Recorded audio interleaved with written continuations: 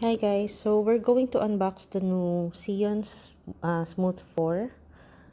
This is a smartphone stabilizer. Ito siya. Okay. So actually, inopen ko na siya kanina. And ito lang yung laman niya. Ayan. May kasama siyang, of course, manual. Tapos meron siyang case na kasama. It's like this. Para siyang styro thing pa. And then, yan, ito siya. Color white yung binili natin, guys. Kasi, ito daw yung limited edition from Urban Gadgets. Ayan. Sa Urban Gadgets tayo bumibili ng ating mga gadgets. Yung branch nila sa Soledad 3. Yun yung suki namin kay Sir Philip. Nandun si Sir Philip kanina. Okay. So, ito yung laman niya. Wait lang, guys. Ayan. Ito yung ating gimbal. Ayan. What's great about this one, meron na siyang ito yung sa zoom niya pag nagzo-zoom siya. Ito. Tapos yung control ng para sa kanyang gimbal, para sa mobile phone, dito mo na rin siya i-access. Hindi mo nagagalawin yung phone mo to zoom in and zoom out kasi ito na yun. Yun na yung function niya.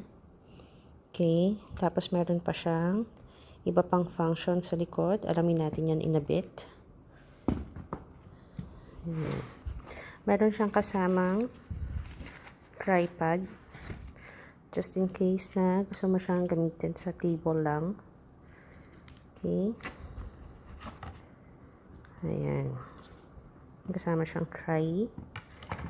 And of course, yung kanyang charger cable.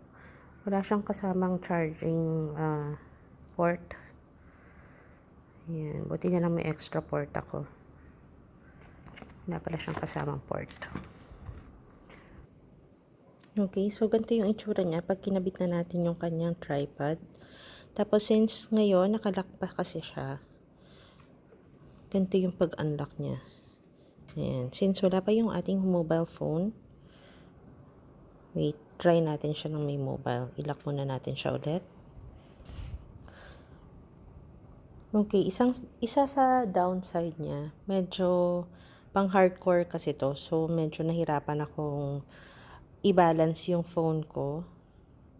Ayan, medyo nag-a-adjust, nangangapa pa ako sa kanya. So, ayan. Pero, kala ko kasi hindi pa siya okay.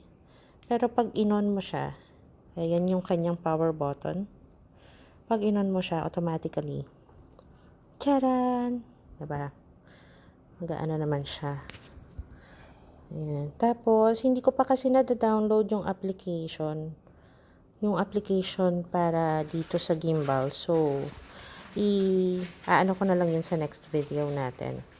Okay? So, ayan na siya. Ayan na siya, guys. Ang ating Zhiyun Smooth 4.